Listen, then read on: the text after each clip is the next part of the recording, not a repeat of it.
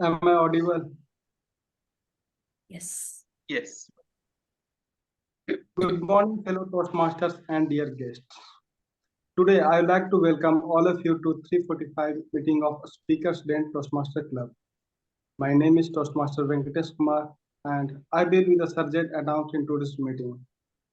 To officially start and run the meeting smoothly, here are some ground rules to be followed. First, please mute yourself when you are not speaking. Second, don't interrupt while someone is speaking. If you were to move during the meeting, please turn off your camera. Third, please be mindful from addressing sex, religion, politics during the meeting. Fourth, be attentive throughout the meeting. Support and encourage the fellow speakers by turning on your camera, warm smiles, and claps. Use a Zoom reaction buttons to express yourself during the meeting. As you are aware, everyone has a mission in life. Similarly, our Toastmaster has a mission. Our Toastmaster mission is to provide mutually supportive environment so that each member of our club can develop their leadership and communication skills, which in turn boost their self-growth and self-confidence. To take the meeting forward, today myself as a presiding officer. So in today's meeting, I am the presiding officer. So hello everyone. I can't Hello. Hello. How are you, Venkatesh? Yeah. Once once again to all lovely Toastmasters and guests. So how are you doing today? Good, thank you. We're doing cool. Okay. So please turn on your camera because it will motivate us and help to know each other well. And definitely it will help especially me to see how the people works from different parts of the country. And if you have technical issues, then there is no problem. So as a presiding officer, I have to search for gravel. Okay, so in today's meeting, my pen is gravel. So I open the meeting number 345 open. So for those speakers and guests who are joining for the first time, I would like to tell what is Toastmaster. Toastmaster is a non-profit organization where it empowers everyone to become better communicators and leaderships. So I have a question for you. Where is the first meeting held? California. Toastmaster? Yeah. Can you say the beach place? No, that is out. LA, right? That was out of question. Anybody syllabus. in California and Santa Monica or Santa Ana. that's Santa Ana? yeah, Santa Ana YMCA, California. Yeah, it was founded by a gentleman, Ramses Pedley, at Santa's, California YMCA, which is a 100-year-old club. And today the membership exceeds around 3,57,000 and have more than 16,600 clubs across 143 countries of the world. So my next question is, you have to tell the date, month, and year. When was the Speaker Den Toastmaster Club founded? 2012, from 15, 16, No, 17. Let's take. no. And recently we have celebrated birthday as well as anniversary also. 2013? September 2012? September, yeah, and you have to tell the date also. 25th September 2012. Yeah, that's the right answer. Uh, and our Toastmaster Speaker Den is a 12-year-old club. So if you become the member, you will get additional two benefits. First one is leadership, and second one is networking. For networking, if you become the member, you can give the speeches, you can take the roles also, not only within the clubs, but also across the globe. So I would like to take the introduction of guests. So Toastmaster Sumedha, you have to tell the two things, from where you belong and what inspired you to join Toastmasters. All right. Hi, everyone. Thank you very much for having me. So I'm essentially a member of Toastmasters Indranagar Pride, and a chance meeting with your PO essentially got me this opportunity to speak in front of all of you today. I am basically from a place called Bhadrachalam, which is a small town in Andhra. So that's where I grew up, and I hop, skipped, and jumped across Ahmedabad, Dubai, and then finally I'm here in Bangalore today.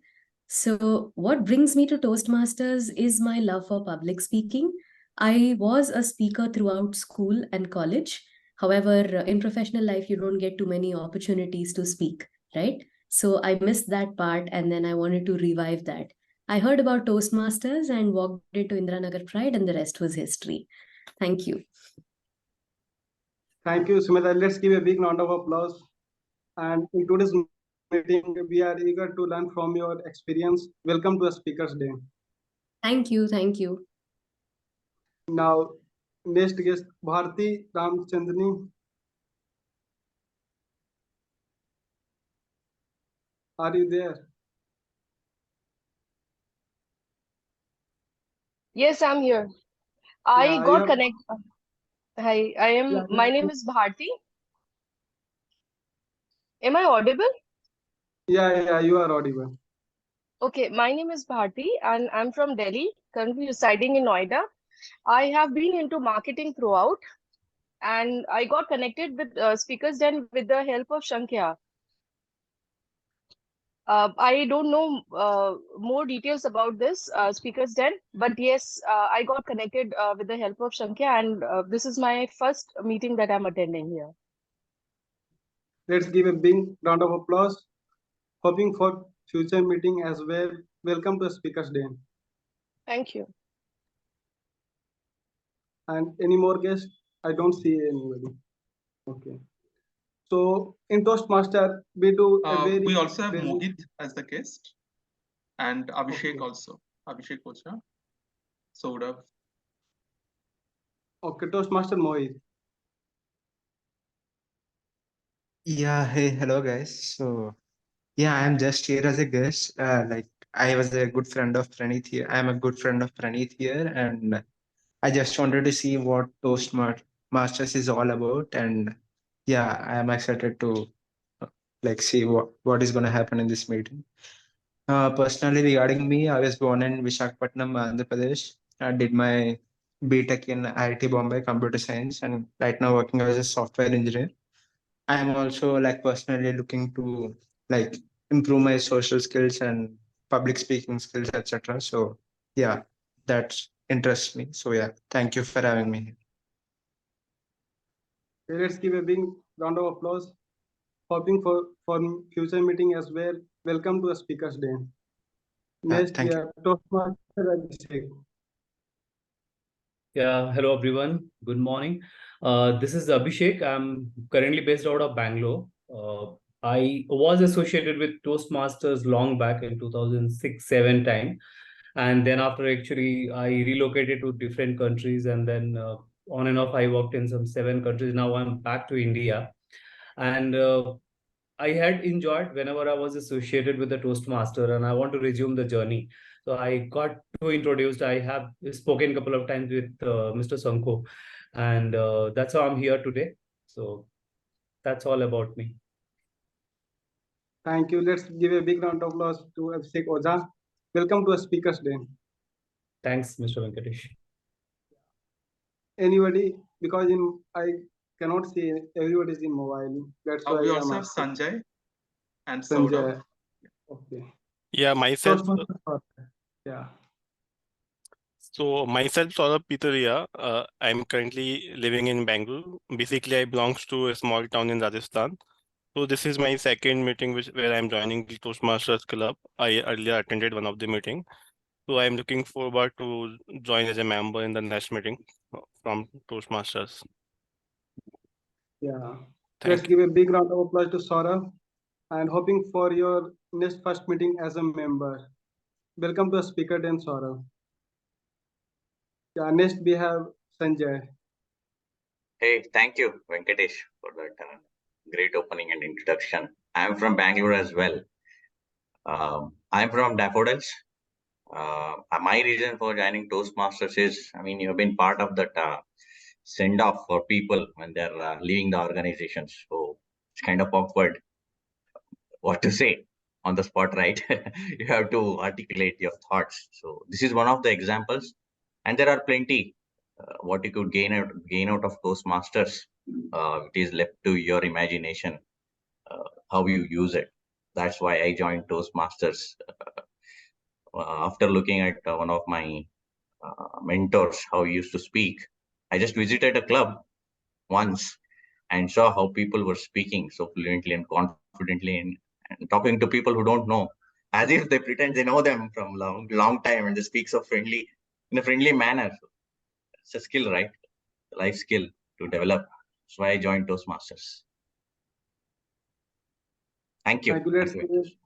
Let's give a big round of applause to Sanjay. Welcome to a Speakers Day. Thank you.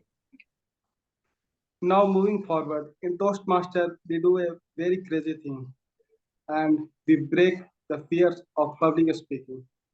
How we can break the fear of public speaking? Suppose if you are speaking for the first time, you have familiar conditions. What will happen if I forget the lines? Or what people will think of me? Or when I remember when I was giving the icebreaker, when I see the audience, I I have in mind that if I do not speak well, definitely my audience will scold me, like the thought you have. But don't worry, in Toastmasters, we break the fear of public speaking. But at least you have to practice personally, or at least you have to speak something every Sunday in Toastmasters. Or the second thing and the most important part of his audience. In any organization or field, audience is a very important thing. So what can audience do? Audience can claps to encourage the speakers. How can audience can claps? By turning on their emojis or turning on their videos to claps. So in today's meeting, we have a special theme and is delivered by a very passionate, determined, and who is HR by profession with a 10 years of experience. So Toastmaster Lalita with a theme New Beginning. Over to you, Toastmaster Lalita. Thank you, Toastmaster Venkatesh, for such a warm introduction. So as everyone knows, today's theme is New Beginning. So what comes to your mind when we say New Beginning? Any answers? Early morning. Okay. An opportunity to start something new. Right, that's right. Any other answers? Getting up in the morning, feeling refreshed. Getting some exciting idea. Right. Moving to a new job. Right. When one thing does not work, we start to taking the new beginning. A new beginning, I think, freshening up yourself, brush your teeth. That is a new beginning. Okay. Any other answers? New career opportunity. Right. Yeah, an important phase of the life. Right. So essentially think- starting something new. I'm sorry, I interrupted somebody. Yeah, as a cricketer, we always say new innings. Right. So new beginnings are a powerful force in our lives. So they represent a fresh start, a chance to leave behind old patterns and habits and embrace something new, whether it is starting a new job, moving to a new city, or embarking on a new relationship. So new beginnings are full of possibility and potential. We all go through various stages of life. For example, we may go to school for 12 years and one day suddenly we stop going to school and then we go to college. So this could be a new beginning. At times, we don't even realize that we are starting something new. For example, joining Toastmasters.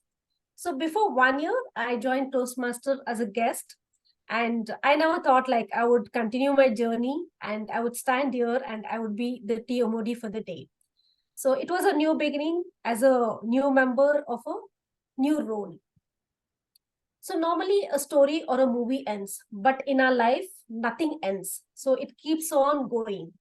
So if anyone would like to share the story of what happened on first day, it could be a new job or a new role or when you joined Toastmasters. Would anyone like to share the story?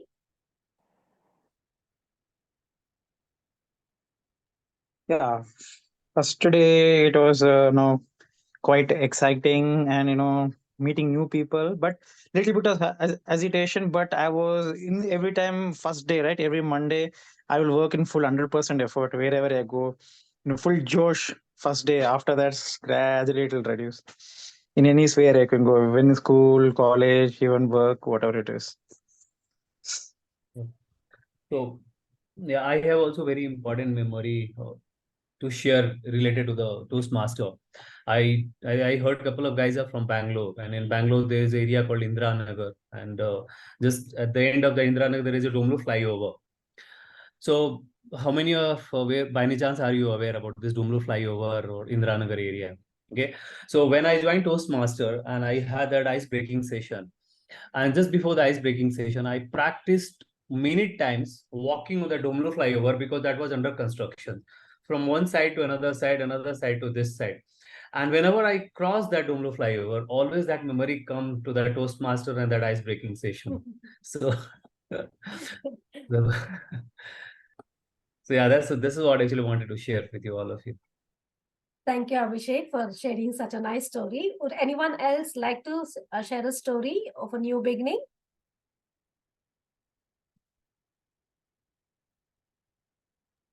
Sumedha, you are on mute. Oh, thank you. So before I started Toastmasters, I essentially had a teaching role in a startup. So part of that involved taking courses in a college. And it was very difficult for a lot of students when, as a teacher, I would call upon them to answer something. They'd become extremely shy. They would feel targeted. They'd be like, why is she so mean? Why is she calling me on stage? Did I do something wrong? So that feeling of being targeted was the prominent feature on their faces. And that was something I had a tough time empathizing with or figuring out how to solve because I was comfortable on stage for a very long time. However, when I came to Toastmasters for the first couple of times and I saw speakers gradually working through their stage fear, that was when it struck me that this progress of work of being able to stay on stage and then gradually exposing yourself was actually something that could be encouraged and cultivated. So that learning environment was a huge it made a huge impression on me, and that's what sealed my decision to join Toastmasters. Thank you. Thank you, Sumedha, for sharing your such a wonderful experience. Would anyone else like to share the story?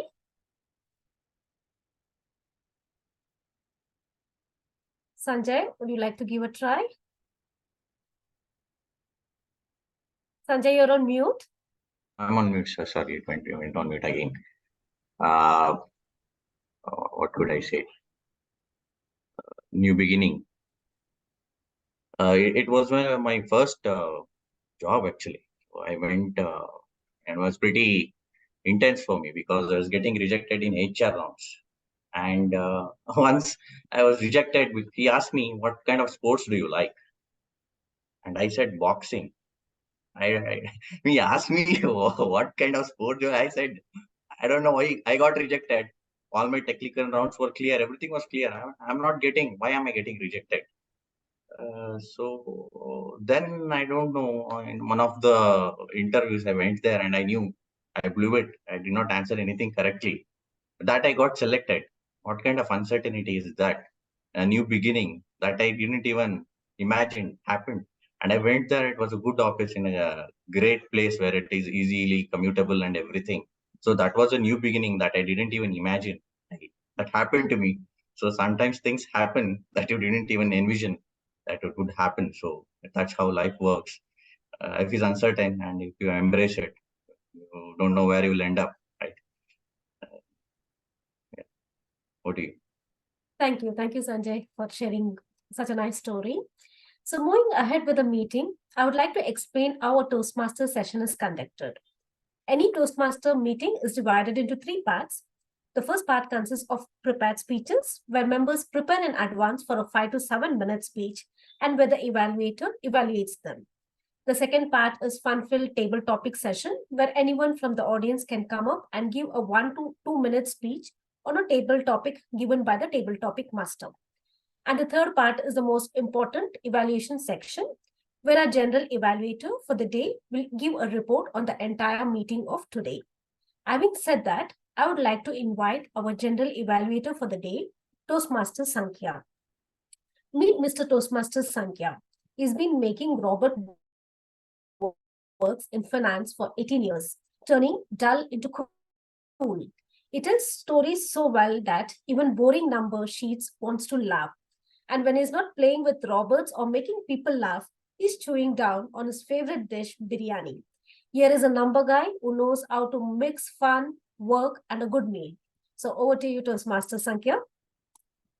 Thank you so much, Toastmaster Lalita, and a very good morning, dear Toastmasters and our lovely guests. It's wonderful to see such tremendous energy in this meeting. And while we say that, let's switch on the video, because that can be a new beginning to show the energy in the meeting. Fantastic! I can see some of you have switched on the video, and when saying that, now the role of the general evaluator is very, very interesting, because as the evaluator, I have to keep an hawk's eye from the starting of the meeting till the meeting ends, and which means that I have to take care of what went in the meeting, what could have been worked on, the improvement area, and to help me with, I have our timer for the day, and who will be helping me to say that what's the objective of the timing and what is it going to do that. So I would welcome Toastmaster Velavan as a timer to please present your objectives. Good morning, everyone. Just a moment.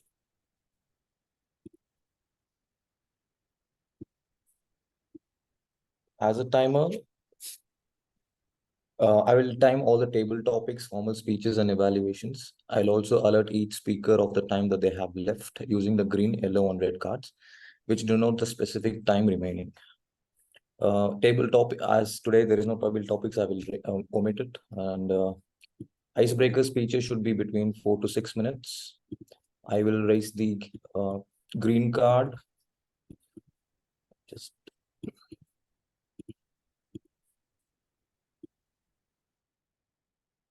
I'll raise the green card when there is about 4 minutes, and at 5 minutes I'll raise the yellow card, and at 6 minutes I'll raise the red card. And other speeches should be around 5 to 7 minutes. At 5 minutes I'll raise the green card. At 6 minutes I'll raise the yellow card, and at 7 minutes I'll raise the red card. An individual evaluation should be between 2 to 3 minutes. At 2 minutes I'll raise the green card. At 2 minutes 30 seconds I'll raise the yellow card, and at 3 minutes I'll raise the red card. Thank you. Over to you, Toastmaster Sankhya. Thank you so much, Velavan, for that the timer. And the role of the timer always plays a very, very crucial role, which keeps a tab on the timing. And that's when I remember always that the exam hall, the timing plays a really, really crucial role on that, which always scares me. But thanks, Velavan, for taking up that role. Usually in the tag team, we have something called the tag team, which is the timer, the accountant, and the grammarian. But however, today we will only have the timer, who will be taking care of the entire meeting. And saying that, now let me hand me back our stage to our Toastmaster of the day, Toastmaster Lalita, and I'll be coming back towards the end of the meeting. And while saying that, as Toastmaster Lalita has rightly pointed out, that we usually have 3 segments of the meeting: the prepared speech, the evaluation, and the table topics. But today we have a very, very special session on the educational session, which is going to be taken by a very senior Toastmaster and who is very passionate, and we're looking forward to that. I'm not going to reveal the name, because that I would leave out to our Toastmaster of the day. So we will not be having our regular table topics for that day, and instead we'll be having this business storytelling on that. So back to you, Toastmaster Lalita.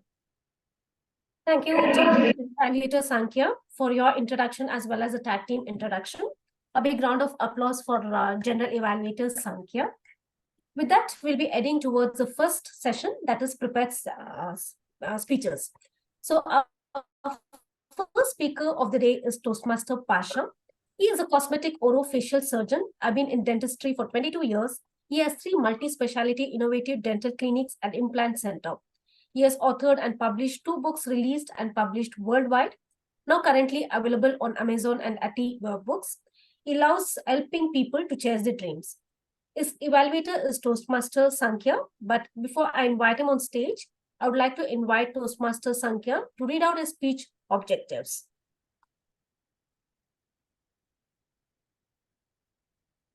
Thank you so much, Toastmaster Lalita, and now I'm back again once more as the evaluator, which is the second hat I'm wearing for today, and to evaluate Toastmaster Pasha.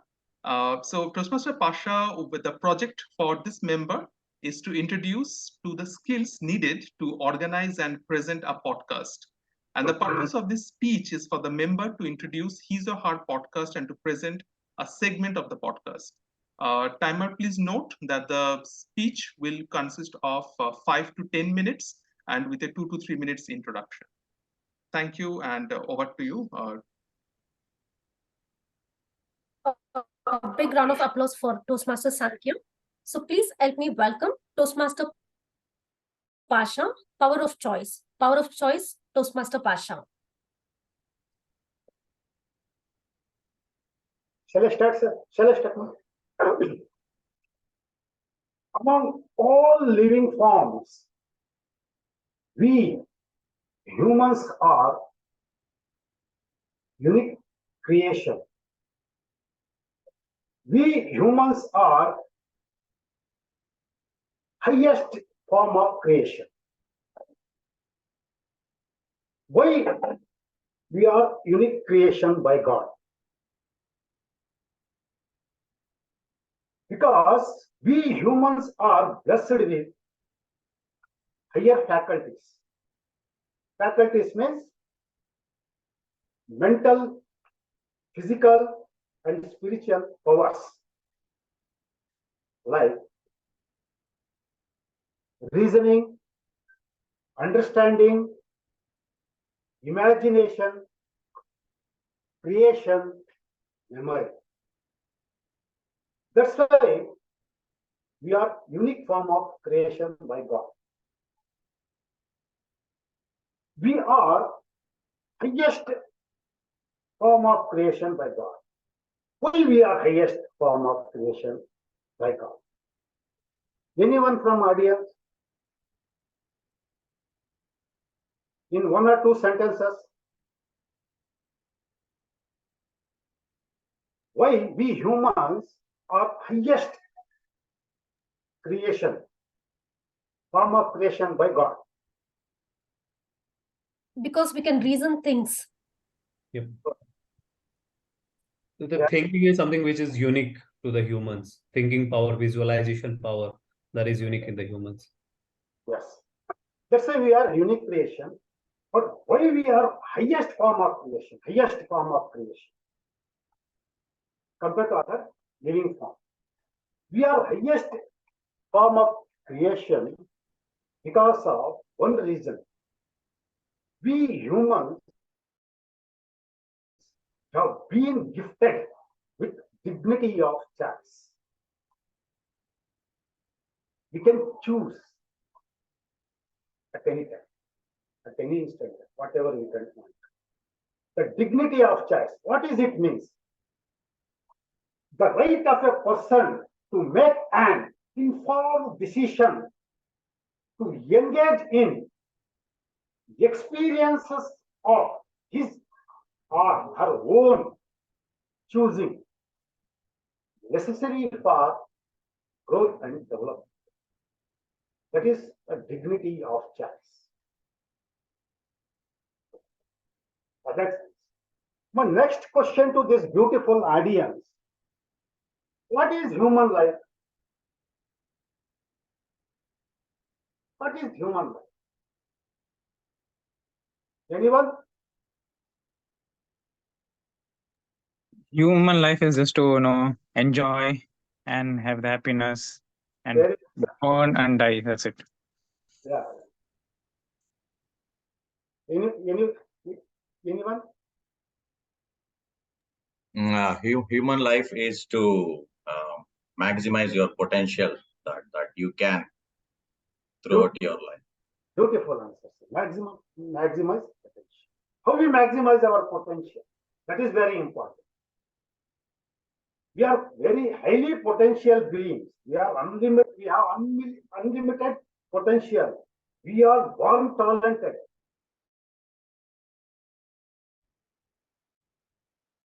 How to develop it? That is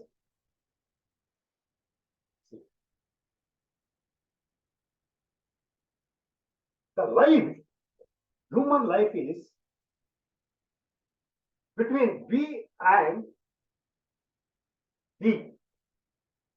Between B and D. Birth and death. What is between B and D?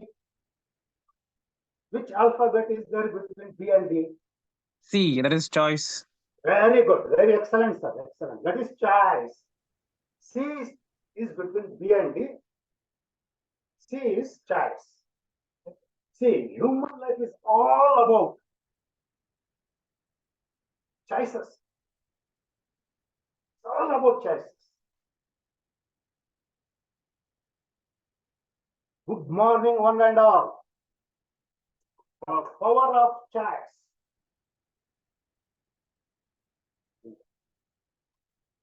Our choices creates our routines. Our routines creates our habits. Our habits drive our behaviors. Our behaviors construct our character. Character leads to destiny. Character equals destiny.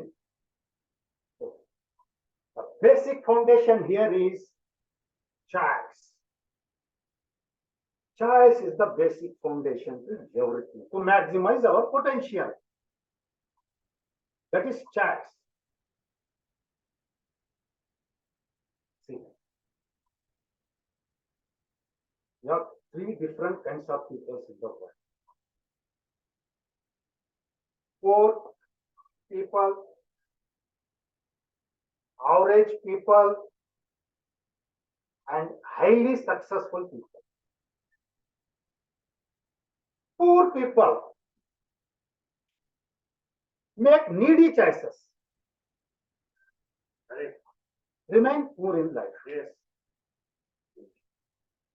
They don't uncover their potential. They don't maximize their potential because of their choices. They remain poor. Average mediocre people make easy choices. Easy. They prefer to be in comfort zone. They don't want to accept challenges. They don't have the gut to fight in life. They remain average and mediocre. Here is the third category. High achievers, highly successful people, billionaires, millionaires. They make tough choices. hard choices.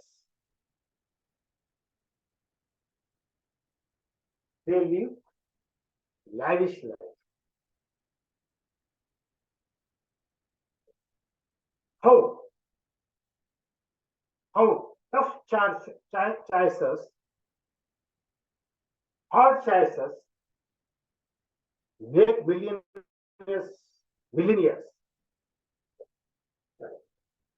See, you can observe. Poor people don't have any routine. They don't have any strict, strong character. They don't form any habits. Average people have mediocre routine. They remain average in their character, their behaviors, their attitude. But high achievers, successful people have strong, solid foundation morning routines because they have made hard choices. They have made tough choices. The tough choices push them to wake up early from the bed. Go and hit the gym. Go to morning walks. Do yogas. Do morning rituals. Morning prayers. A strong routine. That strong routine facilitates what? Strong habits. You know, highly rich people. Anybody from the audience, what are the habits of highly rich people? One or two, three habits of highly rich people. Can you name anyone? Read books. Very good. Excellent, sir. Venkatesh, TM Venkatesh, beautiful answer. They feed their mind. First, they take care of their body by morning routine, exercise, all those things. Second is they feed their mind with information. The diet of our body is our nutrition. The diet of our mind, what we need. The diet of our mind is information. How we get information? We get information by reading. Reading. So the read. These are the high achievers, habits of high achievers. One choice, one tough hard choice many years ago I made in my life. Now I am living my life lavishly. Years ago, I was made to choose between two places to start my clinical practice. One was in my native place, Chintamani. Then it was a small town. Second was Navi Mumbai, this big city. In small town, to open small town, it was very easy, comfortable, less investment, no risk. To start up in Mumbai, it is new to me. I didn't have any network, no support. The investment is very high, risky. The language, communication, I have to struggle with communication, Marathi regional language. It's a risky chat, hard, tough chat. Even my relatives, family relatives, friends, everyone told me, you foolish, you don't make, as you are a fresh dentist, you don't have experience. If anything goes wrong in practice, you would be alone to practice. You would be alone to face. You don't have anybody to support. When you are starting the clinical practice in that city, unknown place. No dentist ever did like this. But why you are choosing that path less traveled? Why you are choosing a different path? Why don't you follow the herd? But I choose tough choice, hard choice. That's why that choice now helping me to become super living lavishly. I conclude by saying, see, every one of us have two choices in life. One is, like every one of us, 80% mentality, following herd mentality,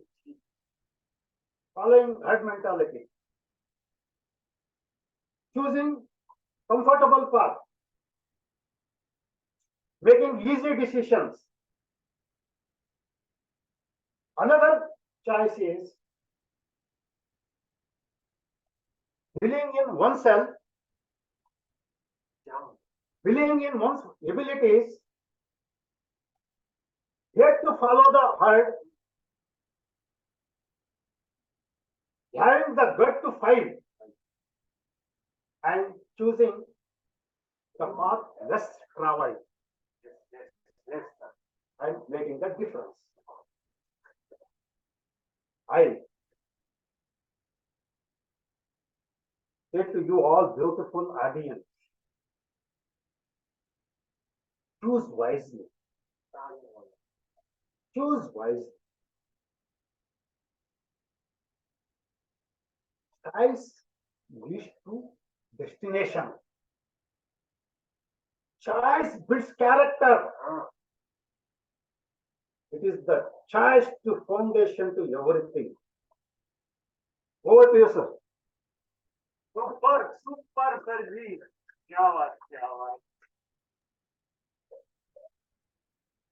A big round of applause for Toastmaster Pasha. Our second speaker for the day is Toastmaster Praneeth, software engineer from Enphase Energy, who loves a good game of badminton, picking up new skills online and unwinding with movies, and eager to improve and excited to join the club. Here is someone who's all set to make the next months. His evaluator is Toastmaster Venkatesh. But before I invite him on stage, I would like to invite Toastmaster Venkatesh to read out his speech objective. Thank you, Toastmaster Lalita. Today, my target speaker, Praneeth, is attempting his icebreaker speech in his pathway presentation mastery. The purpose of the project is to introduce to the club and learn the structure of the basic speech. So, if the speaker finishes the speech, please give a standing ovation because it is an icebreaker speech. Over to Toastmaster Lalita. A big round of applause for Toastmaster Venkatesh. Please help me welcome Toastmaster Praneeth. My journey, Toastmaster Praneeth. Hey, yeah, so good morning, everyone. Thank you, Toastmaster Lalita, for the introduction. So I turned big 25 recently, so I'm officially quarter century old now, and I'm not happy with that. But anyway, while I was pondering about the resolutions, what should I do in the upcoming after my birthday? So it occurred to me, I've been in this club for a couple of months, and I haven't given my first speech yet. So maybe let's do that. So in this speech, I'll walk you through some glimpses of my life, a little background, and like some important moments, events that have happened, and the reason why I decided to join this club. So starting from my childhood, I was born in 1998 in Andhra Pradesh, Visakhapatnam, and both my parents are government teachers. So like there are a lot of teachers in my family. So if you look at my family tree, starting from my grandfather, you'll find like there are 7 teachers in there. So like if your holidays start at 7 a.m. with games, mine used to start at like 6 a.m. with maths problems. So, and if you're ever involved in any discussion among the teachers, it would most probably about politics or about how much money their children are making, or like how good they are at their studies. So after a lot of these conversations, my father came to a conclusion that getting into engineering or getting into IIT is like the best way to get well settled in life. So I was put in an hostel in IIT Coaching Institute in my 6th grade. So from my 6th grade till my 12th grade, I was in my hostel. I was in the hostel preparing for IIT JEE. So my father's only secret to life is like study, study, study. So he has put in very stress on my grades and everything. So probably being in this hostel life for most of my teenage years has made it a bit challenging for me to interact with people outside this environment. And after my 12th, getting into IIT Bombay is another important event that has happened. So I got into IIT Bombay Computer Science in 2016. So this is before like Geo and everything. So at that point, I wasn't really prepared for the life of IIT.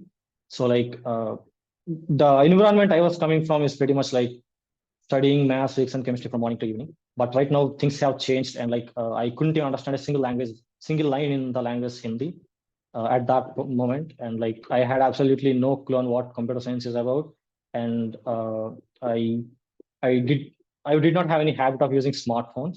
So when I first joined IIT Bombay, like during the initial semester, I would say, it was like I took a lot of mental stress since like there were a lot of events, orientations, and most of all, first the language was new to me, and like I couldn't understand what exactly they're speaking until it's in English.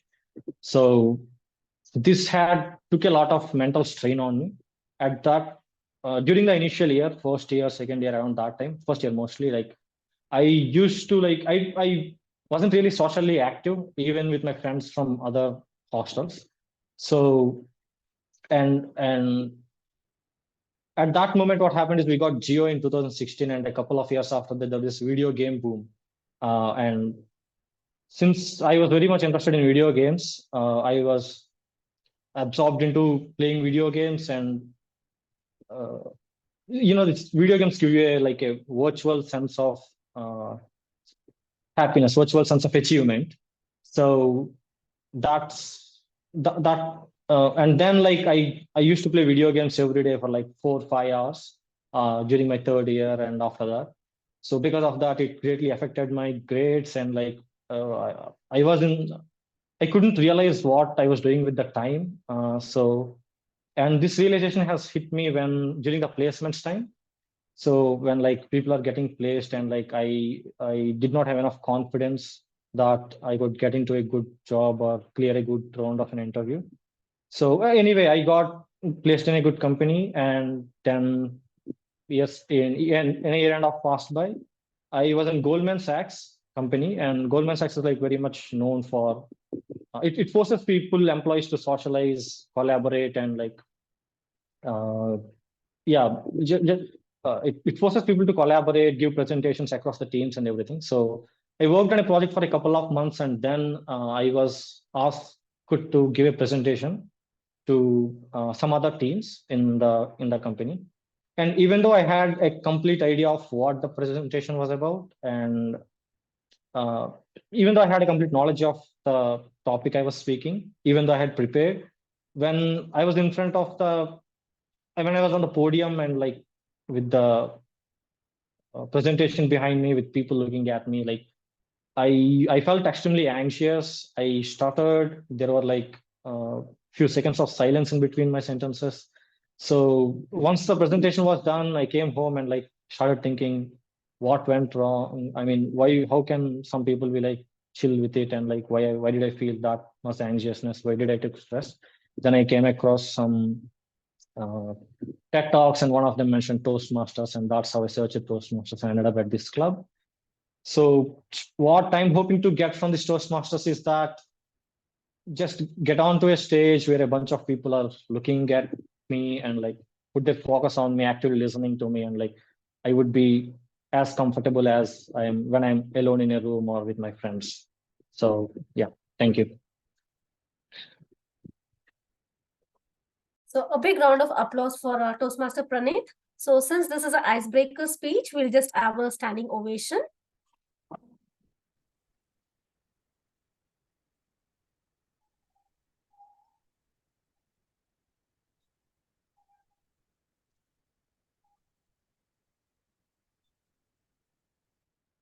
So our third speaker for the day is Toastmaster Aditya. His evaluator is Toastmaster Sanjay. But before I invite him on the stage, I would like to invite Toastmaster Sanjay to read out his speech objective. Thank you, dear Modi. The purpose of this project is for the member to learn or review basic methods for writing a speech with a defined purpose and to present a well-organized speech on any topic. I'll repeat the guidelines. The purpose of the project is to learn or review basics methods for writing a speech with a defined purpose and to present a well-organized speech on any topic. Timer, please note the time is 5 to 7 minutes and I wish all the best to the speaker. Over to you. Please help me welcome Toastmaster Aditya, Borderwood Toastmaster Aditya. Yes. Can everyone hear me? Yes, fantastic. My topic is brotherhood, and this topic I chose because I want to tell a big story. Before telling the story, I want to say, how many of you have siblings? Oh, that's cool. So now, before knowing that, what is my story of my brotherhood? Now I will tell about the what is siblings and how the siblings have been played a very vital role in every person's life. First of all, I can tell an example. There are various famous personalities. As I am fan of cricket, I can just say that they're very famous personality. Like for example, Sachin Tendulkar, Saurav Ganguly's brother, and Virat Kohli, Dhoni's sister. You see these four stories when you just read the book, and you'll get to know that each and every siblings, like brother or sister, have played a very, very important role in their own life.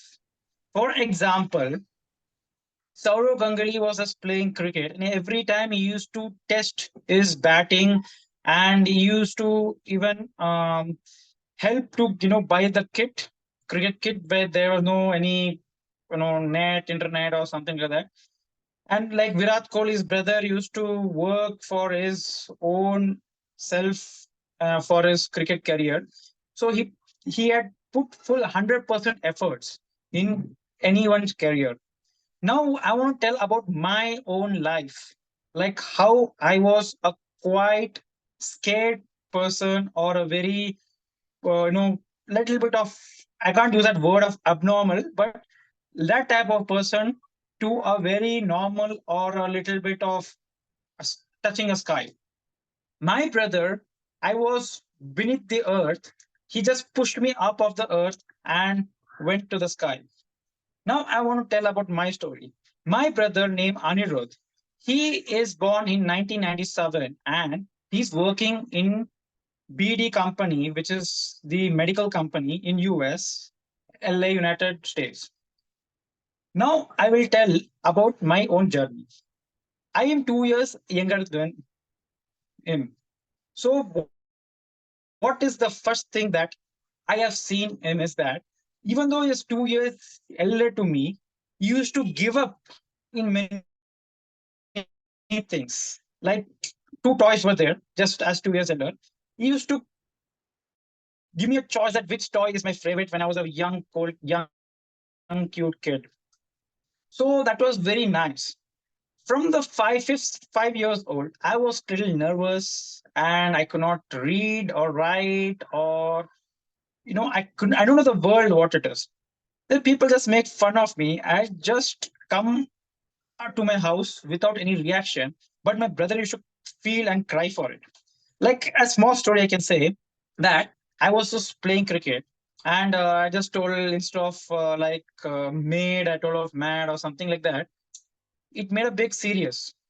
And somebody's trying to make fun of me, like they're saying what of piggy or something, but I don't know what is that meaning. I just came up and I said, wow, we told me piggy, very fantastic. Then my brother told me he's making fun of you, but you are just laughing.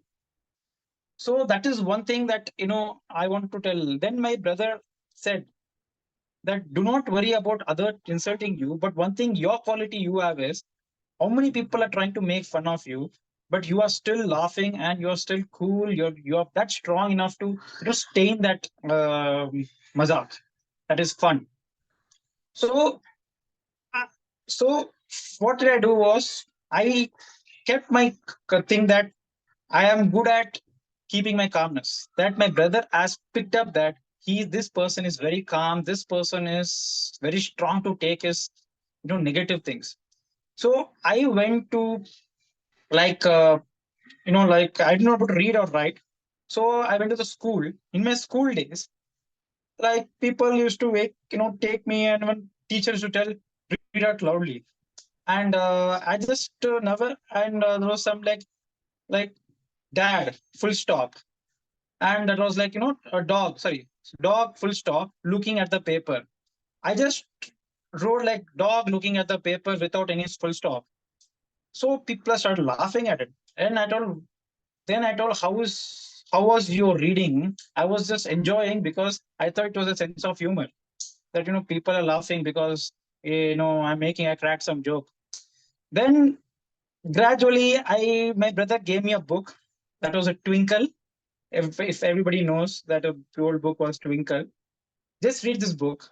You will improve your vocabulary and you'll improve your communication skills.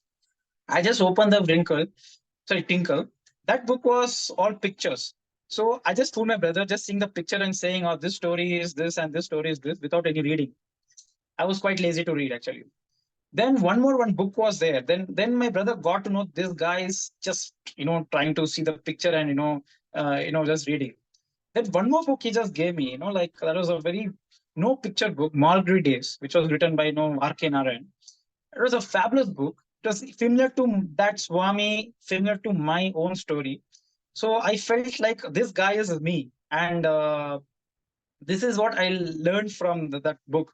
This guy had done something good at. Like I was also good at geography, wherever mark I can mark.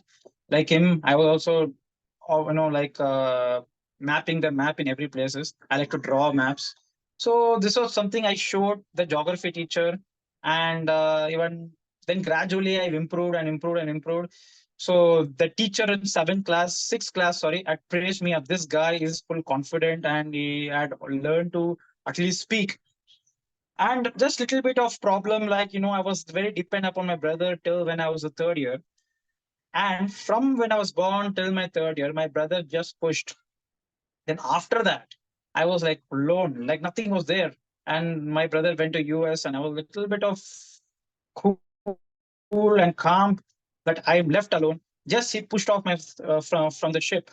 Now I have no worried. Like okay, he pushed off my the ship. What I was thinking that anyways, it's an ocean. You go full inside, you will come up. So that's what I thought about it. So and every weekends I will talk to my brother and share my good things and my bad things. And my brother say, wow, this guy, you have a humorous nature and you can just show it. And this is one thing I will learn with my brother is show your qualities, positive qualities, whether you have or whether you don't have. And he just gave me a book of Ellen Keller, which was one book was she was blind, and but she didn't fight for it. She had something in it and she used that things. So what I've learned from now also, like recently my brother said, be happy what you have, don't be sad what you don't have, just ignore it. So this is what I've learned from my brother, and he played a very vital role in whatever situation I'm facing a very big situation. He always come forward, and this is not only for my personality. You can see a person, each and everyone has a siblings will help. You could observe that a person who's single child also no need to worry, because each and every person are like brothers and sisters when you treat them like that. If you see that in 1896, I don't know the exact organization, this Raksha Bandhan festival has been spread over the country just because to spread the love between opposite gender and love between every person.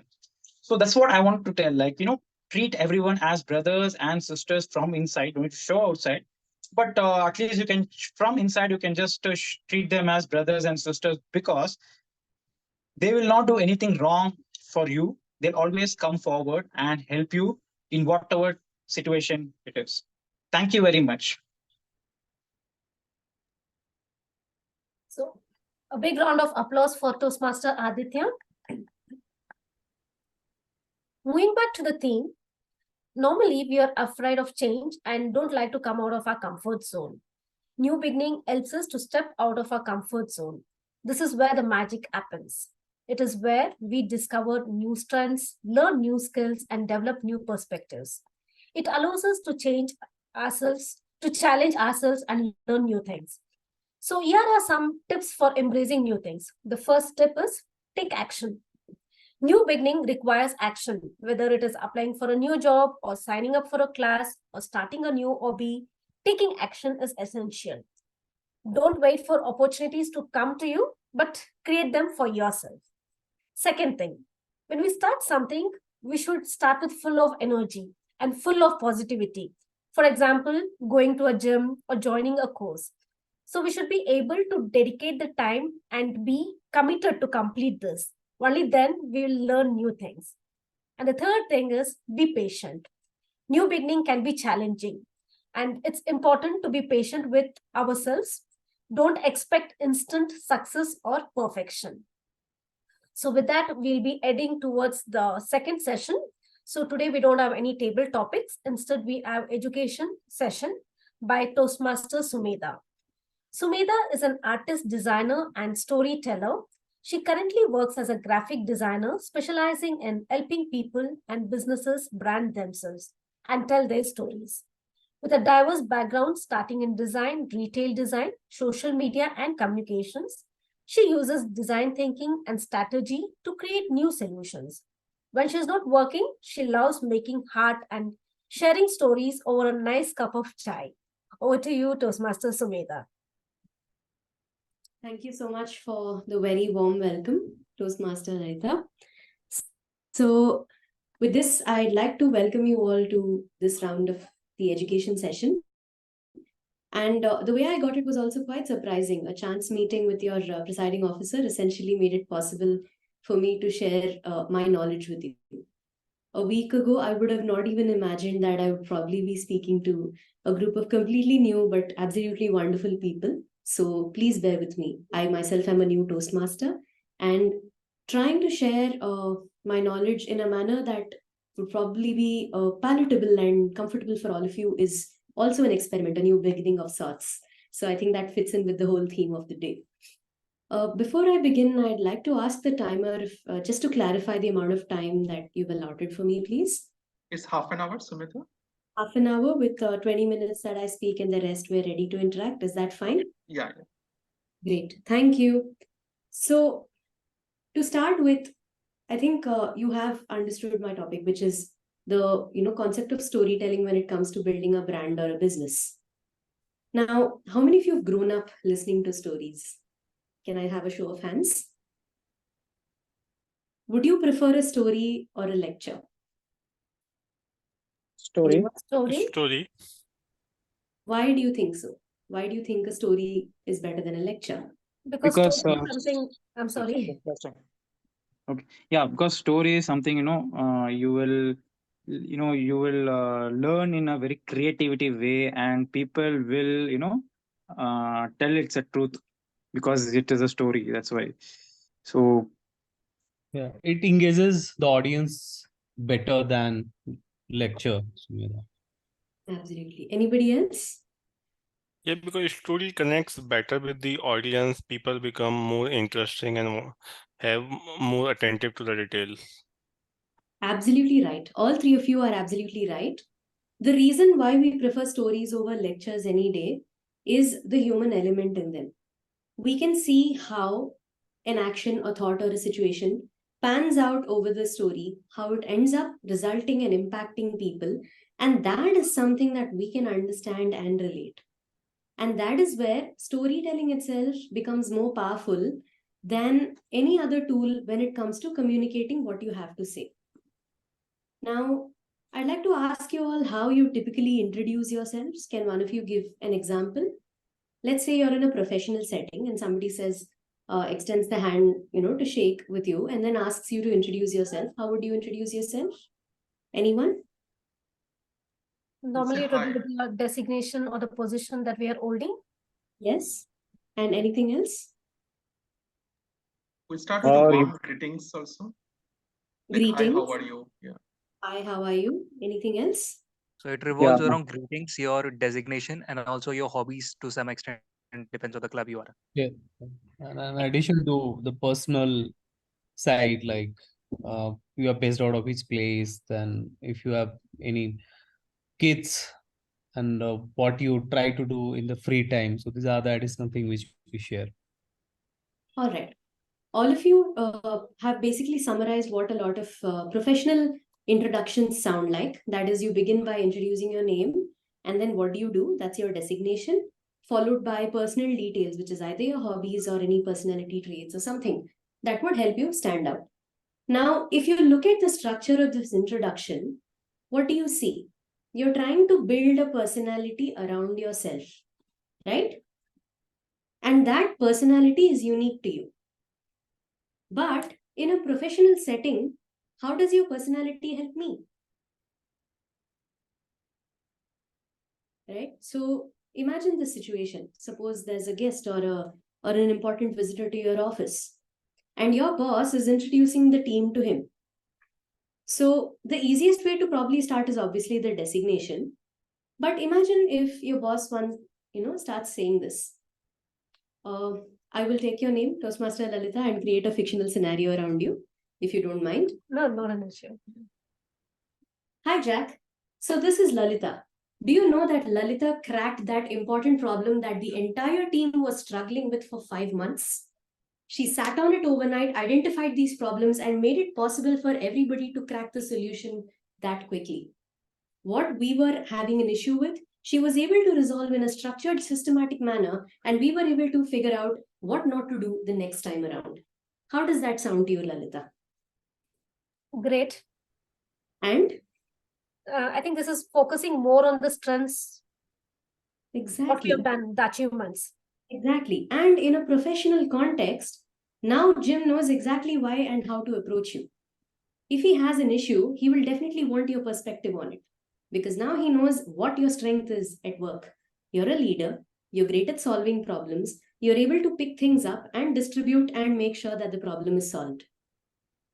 In a business context or in a professional context, whether you're at work, starting your own small business, whether you have a startup idea or whether you're literally just canvassing for clients, your personality makes you memorable, yes. But how you help people solve something makes an even bigger impact. Let me tell you a small example. I was just 8 years old when my aunt got an opportunity to study and then eventually work in the US. Now, I was used to all of the adults in our family introducing themselves exactly as you guys did, with their name and their designation, and say, see, beta, this is the general manager of a company. And this person is in such a senior role. He has a PhD in this topic, right? So those tags became important. But when my aunt came home for the holidays, she introduced herself very differently. She was an analyst for Apple. So I asked her, Pinny, what is an analyst exactly? What does an analyst do? What she told me was, see, Sumedha, I have to talk to people outside the company and inside the company. So what do? I talk to people outside the company in a language they understand. And then I come back and talk to people inside the company in a language they understand, making it possible to bridge the gap. That was an explanation an 8-year-old could understand. Now, I don't know if this completely covers the job description of an analyst, but I know exactly who she helps and how she does it. Right? Now, on the other hand, just 6 months ago, I was doing a branding project with a startup founder. This person had basically come up with a solution to a problem that was plaguing the supply chain problems in the United States. But she had one issue. She was from a technical background, and no matter how much I tried to convince her she could not let go of the jargon she spoke in.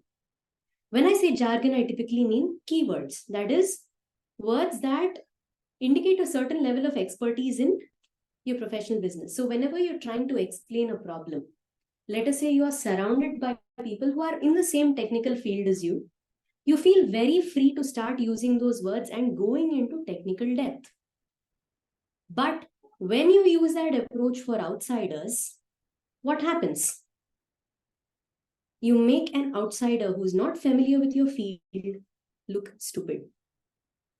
The use of keywords and jargon makes an outsider who doesn't belong to your field. But remind you, if you're starting a business or a startup, this person has backing, cash, connections, network, things that they can give you. And by using jargon, by not presenting yourself in a certain manner, you are making them feel stupid. So what do you think happens? You say, okay, nice to meet you. Bye, I'll let you know. I'll let my secretary give you a call. Over. You can say goodbye to that connection right there.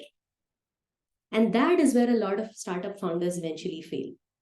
Also, if you're essentially in sales and marketing, or if you've tried to talk with people from different industries, or let us say even in your family where everybody is in a completely different field, if you get into jargon, have you noticed them starting to look a little uncomfortable? It's because you alienate them using that. The way you communicate is not solving their problem. Now, this startup founder could have, communicated very simply in the sense, this solution will help you find your products even in the middle of a crunch and basically make sure that the shelves of your shop are always full. Now, this is a description that even a small shop owner can understand. And he'll say, yeah, I face this problem every day. I have to call up 100 suppliers just to make sure that my shelves are full. So what do? I will, definitely back this. I'll put my money behind my word and back this person. Even though, as just a shop owner, I have zero technical knowledge. That's the difference between how you present yourself. Now, this is a fairly oversimplified example, but there's something that's a little worse. And that is when you start communicating business-like. Let me give you the example of Bonvita. Is there anybody who's working for Bonvita, Cadbury, Mondelez here? Do you know what has happened to Bonvita in the recent years over the news? Anyone? All right. So, Over sugary thing you were saying? Yeah, I think. Please, can you elaborate? Yeah, I think the way how it came in the news and all that, it has a lot of sugar content. And but then it was publicized in a negative way that obviously sugar is not good for the health, and other competitors got benefited out of that negative campaigning, or I don't know whether it is a positive, correct thing or not correct, but that's how actually it was perceived in the market. All right. So I think you've summarized it fairly well, but let me tell you the story behind it. Now, Bonvita is a sub-brand of Cadbury. Cadbury is a sweet maker, right? And the Cadbury is under Mondelez International, correct? Now, Bonvita is a very popular health drink that parents supposedly feed their children. Now, there was a blogger who literally was on a simple mission, that is to convince people to read a label before you buy something. And when he actually started reading Bonvita's label, he realized that this has more sugar than any other product, right? If it's marketing itself as a health drink, the largest component cannot possibly be sugar, right? So that was the contradiction he raised, and this was the video that got viral. Now, what happened? Bonvita has always marketed itself as a child-friendly company. Do you see all of its ads? A mother's best bet for their child, health bhi jeet bhi, and jeet ki tayari, and taglines like that. It's positioned as a healthy champion for youngsters. Very wholesome communication, family friendly. But what was its reaction to this blogger? A very, very aggressive one. The first thing they did was a legal notice to shut it down. You have 24 hours to take down this video and render an unconditional apology. We will be taking legal action against you, etc., etc. an aggressive response, which has nothing to do with its wholesome, family-friendly label, right? And then what was the result? FSSAI picked it up, and people aren't stupid either. The public isn't stupid. When a company communicates in a certain manner, and then it does something completely uncharacteristic, which is not in line with the image it created originally, people will start asking questions. What's going on? And then FSSAI and eventually, the food governing bodies in India had to issue a guideline. You can't make claims that you cannot support. You have to reframe the way you state yourself. You can't use those old taglines anymore.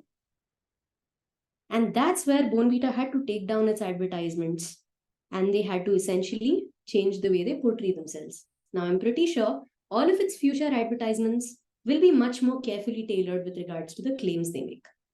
But the point I'm trying to make here is the difference in the position that the company occupied publicly, saying it's very wholesome, child-friendly, parent-friendly, versus the behavior it exhibited, that of a typical cutthroat corporate that will shut down using force. Does that look child-friendly to you?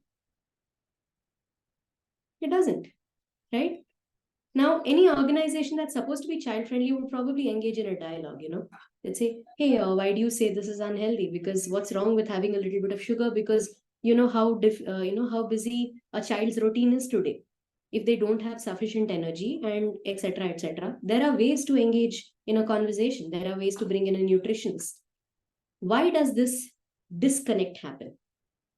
The face you put out to the world and your actions behind it.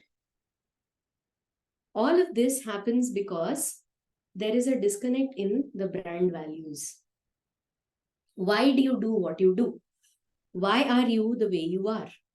The mission statement and the manner in which a brand or a company conducts itself. Now, when you are a startup, you have the opportunity to frame this. When you are a small business, you have the opportunity to say, you know what, I can guarantee that I will not compromise on the eco-friendliness of my products. I don't care if it takes me $100 extra and makes my products more, eco-friendly, like more expensive.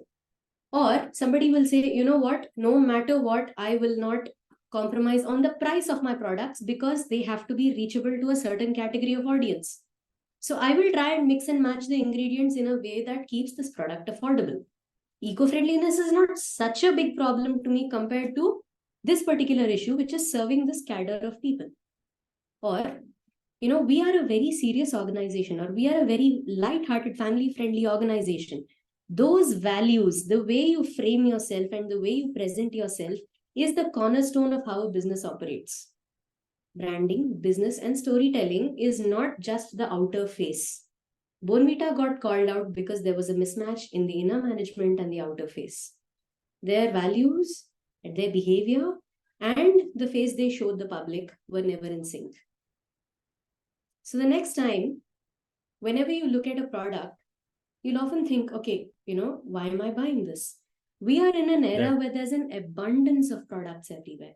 There is an abundance of services everywhere. There is enough competition. Now, if somebody comes to you for a job interview and they say, hey, we noticed that, okay, we listed these qualifications. You more or less have 70 to 80% of those qualifications. Why do you want this job? And would you accept this person if he said, because you have an opening? No, right? You would accept the person who says, hey, you know what? Your job description looks really interesting to me. I love doing this kind of work every day. And I happen to be really good at it. Here are 3 testimonials from my previous employers or my friends or people who I helped solve these problems. And I think I can do them much better professionally in your organization. Who sounds better? The second guy. Because, he's actually enthusiastic about solving your problems. And this is the issue that a lot of small businesses in India are facing today. Now, typically, small businesses in India have had a very, very practical relationship when it comes to starting an enterprise. They identify an opportunity. They identify the needs that, customers are saying, okay, you know what, this area doesn't have a hotel. I see that, there's an entire new development. So many flats have come up, but there's no eatery for the family to come together to. So let me start an eatery. For them, it's a fairly practical decision. But when you say why should I choose this place over anything else? Why should I not order over Swiggy? And why this? Why not something else? That's when you start digging deeper. Okay, you know what? This person or this business actually, has authentic cuisine. If they're not able to answer your questions, that's when you'll say there's a mismatch. Remember that when you're communicating or telling a story, it's not just what you say, but also what you don't say that raises questions. He's not talking about the quality of his food. He's not guaranteeing the prices. He's not able to guarantee what makes him better or different from anybody else. All of these raise questions everywhere. And when those questions are unanswered, people would rather consider them inauthentic and move somewhere else. Now, if you look at a typical story, what do you think is the layout of a story? You start at a certain base level. There's a spark or a catalyst, something that begins a struggle, something that begins a problem. And then you have to go through the effort of solving that problem or undergoing that transformation. Sometimes you get help, which is a sidekick. Sometimes you get a guru or a mentor who helps move things forward, like Dumbledore was for Harry. And then you actually go and deal with the final challenge, that is killing Voldemort. And eventually you come back to square one, a transformation. From the original situation, you've gone somewhere else. How does this help businesses? Now, if you talk about the same small businessman I was talking about who didn't have the answer to these questions, the situation of, okay, you know what, I saw a niche, I occupied it, is not a story. This doesn't make him relatable, and people have zero reason to pick him over anybody else. However, when he says something like, you know what, I was on the road, and then I noticed a lot of people in these new apartment buildings saying that, they were busy moving. They didn't have much time. Probably Swiggy takes a really long time to deliver. And they wanted to have a quick bite to eat without completely, opening up the kitchen and then making a 1.5 hour cooking process. And I realized, yeah, people need a place to eat. And I've heard this over and over again. And because of that, I opened a quick darshini where people can grab a bite and then move on, even in the middle of nowhere in this completely new development. Now that sounds more like a story. There was a challenge. There was a gap. People didn't have food to eat. And then I actually had the solution to that. It answered the problem and made life better, filling the gap. Now, even for a small business, communicating that differently makes a massive difference. What is it that makes one person relate to another in a story? It is the emotion, it is the empathy, it is the struggle, or the ability to give the other person a way to stand in your shoes, or give yourself a way to stand in the other person's shoes. That's what humanizes any entity, right? Think of the environmentalism situation we have. There are hundreds and hundreds of scientists trying to convince us that, boss, your daily choices are actually affecting the environment. The car you go in, the plastic you use, the emissions of an industry. But nobody listens to them. Who did they listen to? They listened to a teenager screaming her head off in the United Nations. They listened to Greta Thunberg, who was just expressing emotion. For her, it was like, you're ruining the environment. Now I know for a fact that, my kids will not have a safe, future out here. They'll not be able to live out here for sure. And that anger resonated much more than the hundreds of scientists who've been trying to speak to the public today. When you tell your story a certain way, that is, there was an issue or there was a gap, there was something that catalyzed the transformation, we came up with a solution, we had to improve the solution, answer to people, and ended up helping so and so, creating a transformation, that makes a much greater impact than a much more jargon-filled, extremely simple, flat explanation.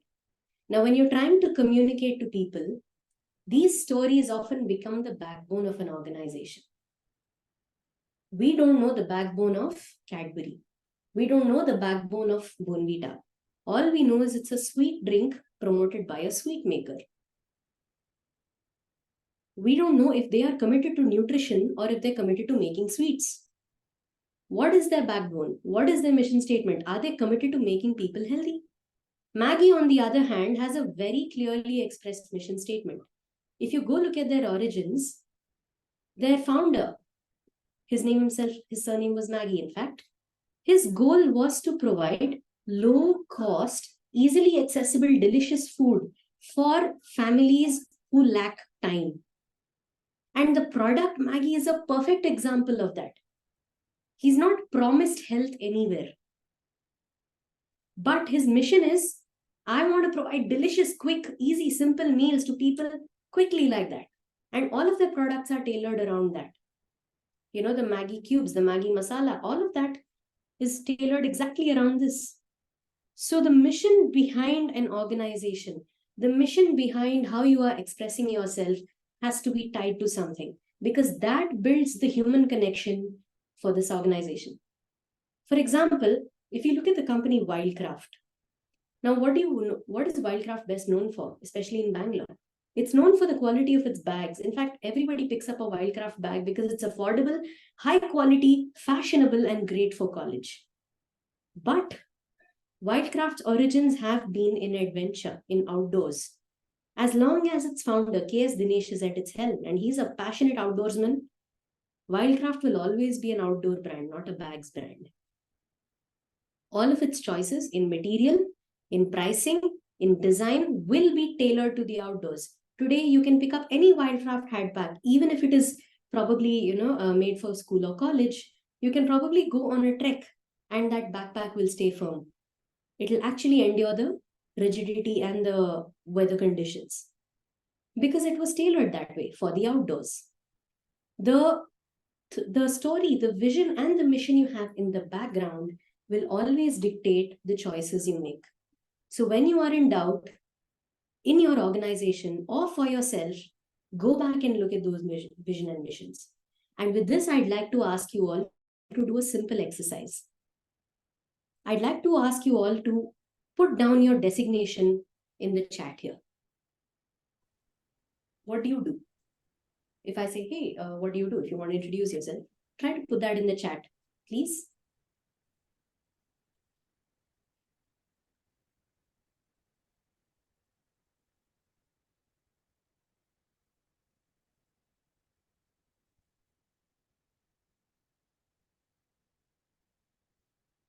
I'm not seeing anything.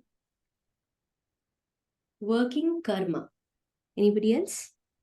That's Aditya. Building software. Anyone else?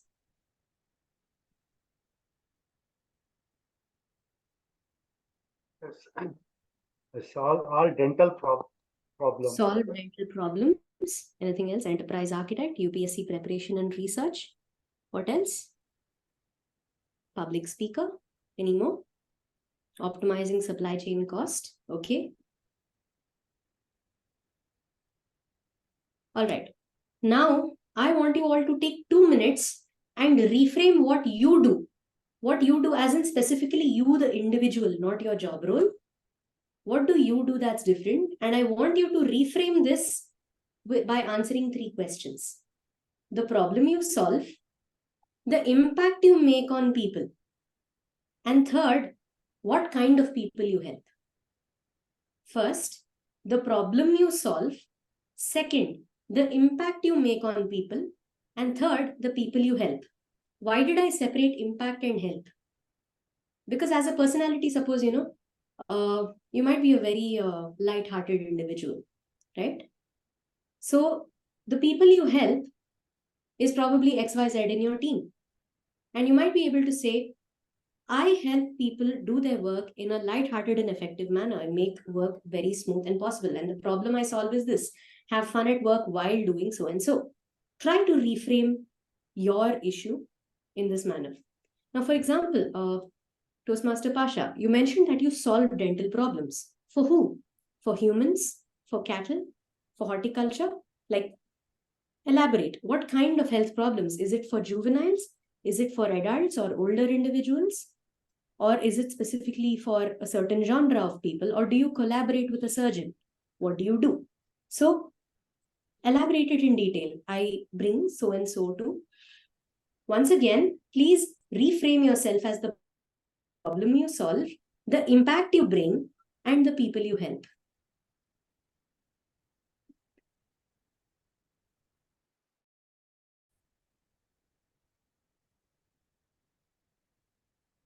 Okay. Transforming business through innovative architecture and technology solutions. Any more?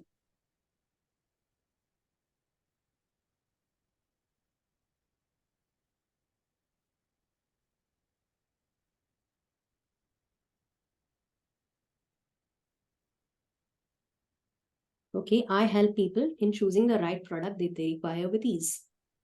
Working upon your personality. Aditya, could you elaborate a little more on that? Working upon my personality in what way? Is it using psychology? Is it using, in what way? Using therapy? So what I will do now is, as you put in your statement, let me rephrase Abhishek Oja's statement, that is transforming business through innovative architecture and technology solutions. Now, Abhishek has used the same method that a lot of professionals use, that is the using of jargon and keywords to communicate to somebody who is your equal. Here's a very simple tip. If you want to know whether you are communicating your story or your stance very effectively to someone, imagine explaining it to your grandmother. You need to be able to explain it in a manner that your grandmother will completely understand. So now how would I rephrase Abhishek Oja's sentence? I would say, I help businesses transform themselves by creating and developing technology solutions for them. Does that sound a little more human?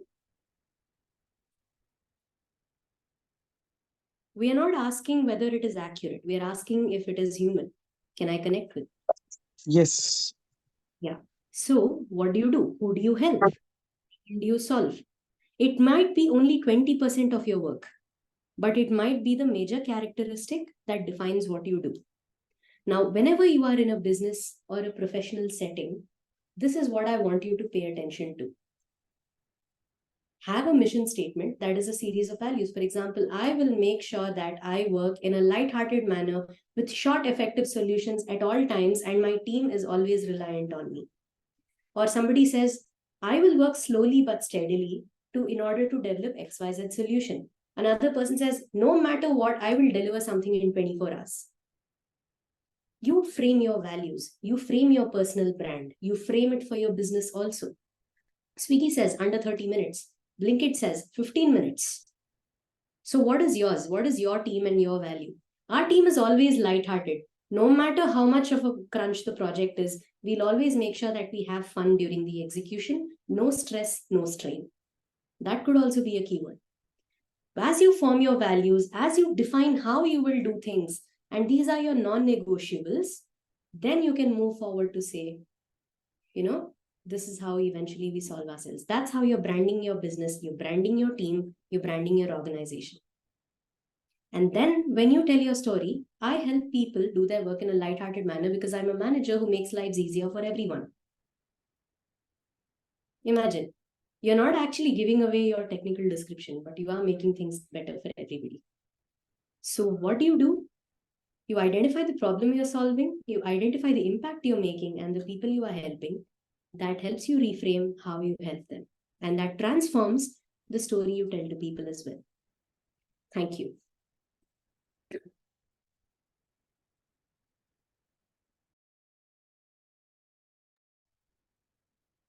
A big round of applause for Toastmaster Sumedha. Thank you, Toastmaster Sumedha, for such an informative session. And most of the examples that you're giving was like we could relate it with our personal experiences. So thank you for such a nice session. Now with that, we'll be heading towards the evaluation session. I'll be calling Toastmaster General Evaluator Sankhya to present his report. Thank you, Toastmaster Lalita. And again, welcome back once more. So now I'm going to present the general evaluation report, and this report will consist of 3 segments. The first one, when we will start with the evaluating each of the speeches, the prepared speech which we have done. Secondly, the timer report, and thirdly, that will be followed by an evaluation of the entire meeting, how it went and what would have been improved on. Now, to begin with, let me start up with our first evaluation. And for that, the first speaker of the day was Toastmaster Pasha. And to evaluate, I am the evaluator. So let me start with my evaluation. So Toastmaster Pasha, first of all, congratulations for the speech on which I attempted. So I'll take it up in 2 ways. The one on which the things went well, and other thing that what could have been worked on. Now, the things which went well was what I see, there is a lot of sincerity in terms of your presentation. You used today a whiteboard, and try to have a communication using the whiteboard, because the other day I gave you a feedback that there is a whiteboard on which something is written. So you used of that. So kudos to that. Secondly, I also see the way you dressed up, and you also tried to use the microphone, and there was a Bluetooth also attached to that. So you tried your level best. At the same time, in terms of coming up with the quality, in terms of the clarity of the speech. You asked questions, and what I really liked about is the engaging questions, because when you started up with it, you started up with this, okay, this is B, this is D, what comes in between. And when say it's C, we say there's a choice of thing that has to be made. So that was very engaging, I would say. I felt very much connected, because it was such an easy question to ask and everybody can relate it, right? So that was the very nice way. Now, coming back to the points on which things could have been worked on. One is, in terms of the content, I'll start with. So the objective of this project was that you should have a podcast, and you have to deliver that how you come up with the podcast. But in your entire content, that was completely missed out, right? So in terms of content, I would request you to again, come up with this speech. See the speech objective, which is very, very crucial, and then you prepare your script accordingly, because each of the speech in the pathway is essential. That is what it should be there. Secondly, when you are using the whiteboard, now using a whiteboard has its both pros and cons. One is, you should be writing it in very neat handwriting. Now, if you look back, there the handwriting somewhere is not very legible. So please beware of that one. Next one is when you were giving the speech, there was some finger pointing which was happening. So the body language has to be very, very careful, because whenever you are pointing the fingers, it can give a negative impact. Sometimes we use it for giving something which you want to stress upon. So once or twice is fine, but I was seeing it was coming again and again. And when you were, since it's a zoom background, when the finger was coming towards the camera, it was giving a more like enlargement of the pointing. So try to avoid the finger pointing. Instead of that, you can use a hand gestures, like you can use the back palm, forward, like the way I'm showing it here, the 4 fingers, which is non-invasive in terms of that. And yeah, so apart from that, I wish you all the best, Toastmaster Pasha. Thank you so much. And back to you, back to me as well as a general evaluator.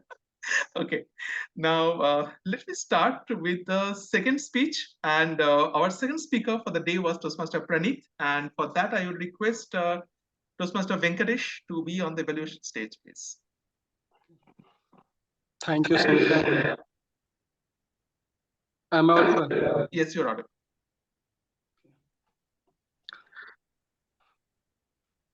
For Praneeth speaker,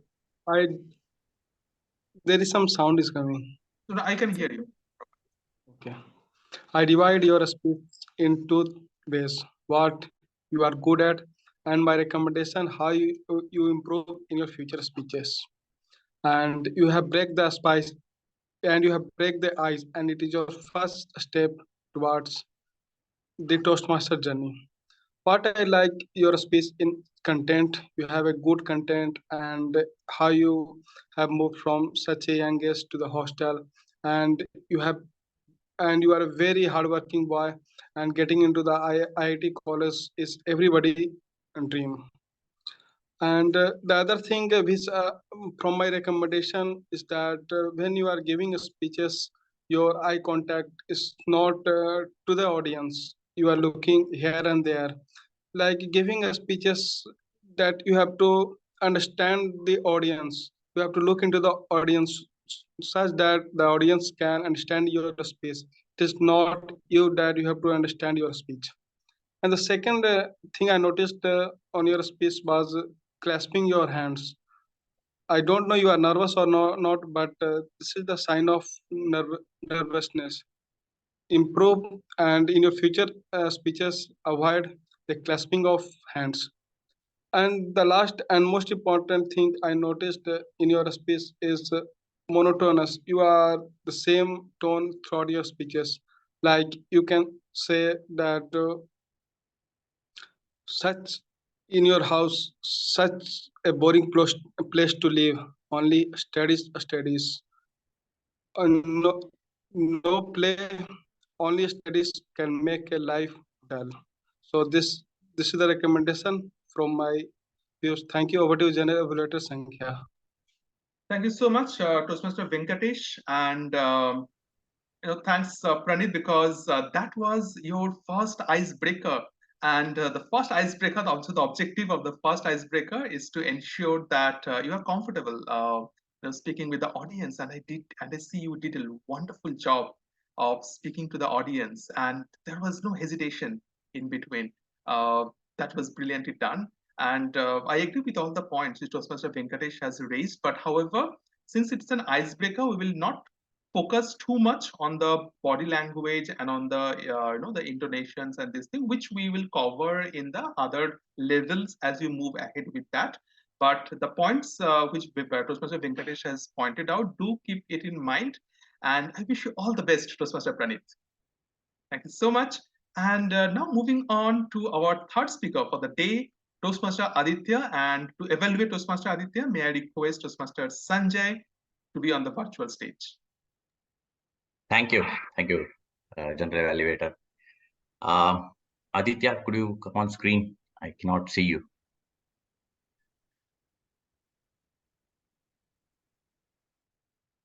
Can you see me now? Yes. What a great topic. It put me in deep contemplation as soon as it started. So relatable. Who is that pillar of strength in your life that you can rely upon to get you out of the ruts, right? Such a relatable topic that you have chosen. I believe everybody here could relate to what you were speaking.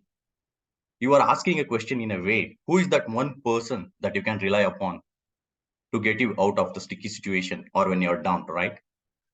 Great speech. I'm going to evaluate your speech on the project guidelines, and I'm going to start off with your strengths and then the areas of improvement that I could suggest, right? Started off with a textbook opening with an audience engagement. You got people hooked. Now they were listening to, okay, he asked us a question. So it's just a classic textbook opening, which was good. And I could see that you are a light-hearted person. As soon as you stepped on the stage, you exuded confidence, you exuded conviction, and I could see that you could take it lightly. And you are saying in a way that this is what I am. You can say whatever you want, but this is how I am, how I'll speak, right? I could see that quality. That's a quality that you have developed, that's there in you, right?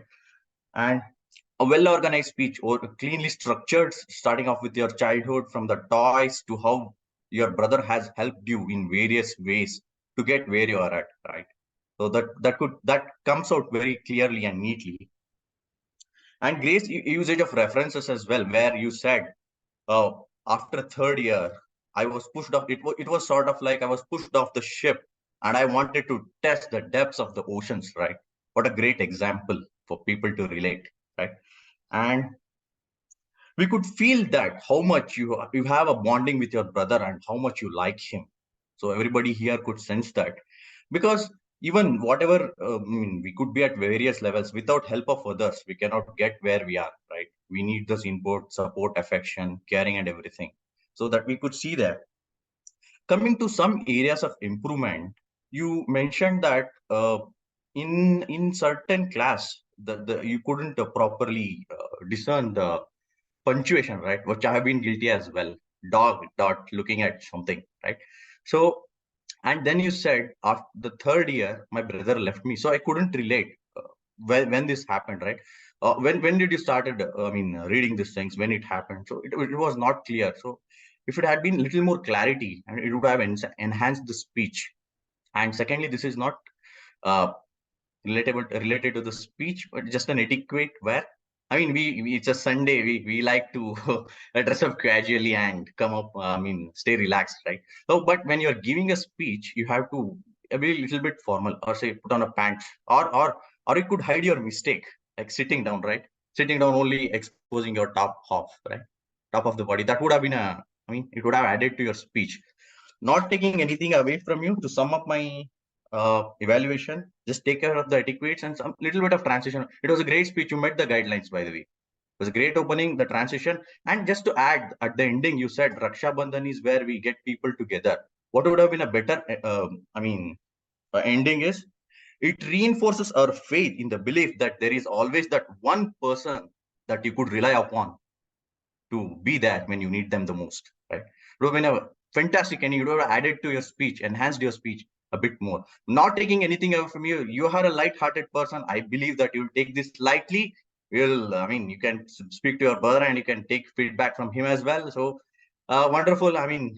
Congratulations to you. Looking forward to hear more speeches from you. Over to you, General Evaluator. Thank you so much, Toastmaster Sanjay, and also Toastmaster Aditya. I completely agree with Toastmaster Sanjay's evaluation. Just to add a few things over here. One is also to the camera settings. So what happens is when we are giving the presentation, so few things people observe very, very closely. One is, and even before you come and before you start with your speech, people will already evaluate you in their mind that how you are going to speak. Now, what happens is that one is your placement of the camera, right? So I can see that you are struggling with your camera, right? You are moving from one room to another. You are continuously on the move, even when the other speaker was speaking. And what happens is there is a lot of distraction which happens when everybody is on the screen. So if you have to move from one place to another, switch off your camera, you move, and then you open the camera. Now, before you come to the stage, there is an option in the Zoom, and before even you log into the Zoom as well, and this is the practice which I always do. I always switch on the Zoom. There is an option for new meeting where you can log into yourself and you can check your own virtual image. How is it coming up? Your entire background. At the moment, we can see your fan. The ideally it should not be. Always the camera, whether it's a laptop or a mobile, it should be towards your forehead. So you should always be try to look a little bit above rather than a little bit down. Right? At the moment you're looking a bit down, right? Because there's that mobile is in the below. So try to avoid it. Try to keep it in the above. So either you can, if you're using a mobile, you do not have any scope for using a laptop. Then if you have a tripod, that is the great option. In case you do not have a tripod, try to keep it in a table or a chair. Sometimes if I have to use it, because I don't have a tripod, on my table I use two pillows. Above it I use two more books maybe, and above that I keep my laptop, so that the camera comes above my forehead. I don't have to look down, right? And also what Sanjay has also pointed out in terms of the dressing, right? So whenever you are coming, everybody was at the moment is at our home, but when we are in the virtual stage, it's like coming up in the public. So whenever you have to showcase you in the public, if you are wearing a dress which you're comfortable in at home, people will take not you as serious speaker, because they say that okay, maybe he's someone. But if you're wearing a very nice dress, you don't have to wear a suit or something, but at least something on which you're comfortable, but it should also reflect something that which will be really, really good, right? So then the moment the attention will come up to you and say that, wow, this is something. And last but not the least is also the lighting. So you should face somewhere, where the light is coming, but from the back, the light should not be coming, or try to put up the light. At the moment, we can see your face, but there also a light which is coming from the back, which is giving a little bit of the halo kind of an effect. So, which can be distracting. But these are the points, if you keep in mind, that will really, really improve our speech a lot. So I wish you all the best, Aditya. You are very new, but you're doing excellent, I would say. And your speech was fantabulous, as Toastmaster Sanjay has said. So I wish you all the best, and I'm looking forward very, very eagerly to your next speech. Thank you so much. Thank you. Thank you. And now moving on to my the second part of the general evaluation, I would request our timer of the day, who is keeping a very, very good timing of that. So Toastmaster Bilavan, over to you.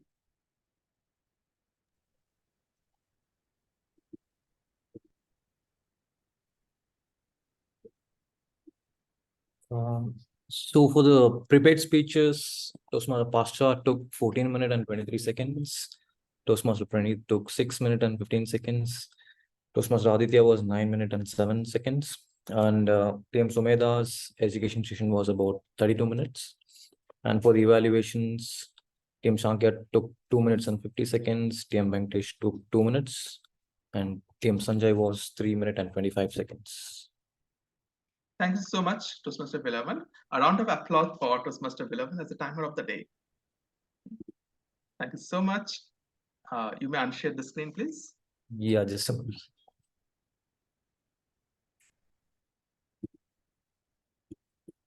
Yeah, done. Okay, fantastic.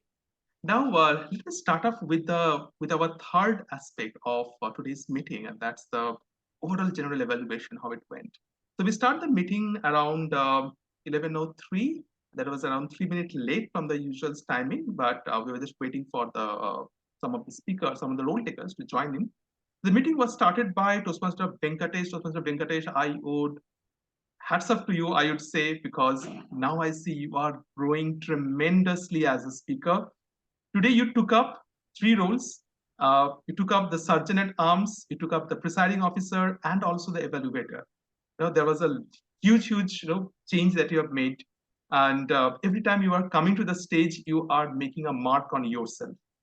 So you started off with the sergeant at arms. You rightly gave all the rules and regulations which are required. Then, as the presiding officer, this is the first time you took up this role as a presiding officer. So that was a really great job done. And because how the way you conducted the session, you said about the Toastmaster history, because we have many new guests as well who is coming for the first time. And you also, while you give the Toastmaster history, you're making it very, very engaging. So you started asking some questions which are very relevant, and that was very engaging because people keep on trying to answer that questions.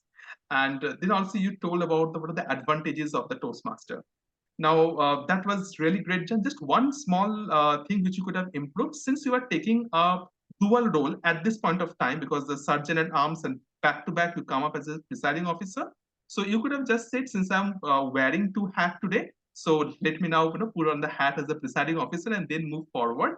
However, you said that hello every time, hello again. I mean, the second time you said hello. So that was a slight, kind of a thing, that why are you saying hello now, right? So that could have been avoided, but it could have been a smooth flow. So let's have a round of applause for our presiding officer and sergeant at arms, Toastmaster Venkatesh, for doing a wonderfully great job, Toastmaster Venkatesh. Thank you so much. And now the meeting was passed on to our Toastmaster of the day, Toastmaster Lalita. Toastmaster Lalita, you are growing really pro on nowadays, I would say. What, first of all, the theme which you bring to the table, that was so much engaging. And what I really liked about, you have a very smiling face. There was you are very confident in front of the camera. you spoke about how the new beginning can happen. So you started off with the engaging questions, and people are very quick to react to that because the questions were so simple, and the simple questions you would be asking, the better response would be, because people can relate to that what you are asking. That you made fantastically well. And in terms of the theme, you took your own research to find out that what are the content you are going to put.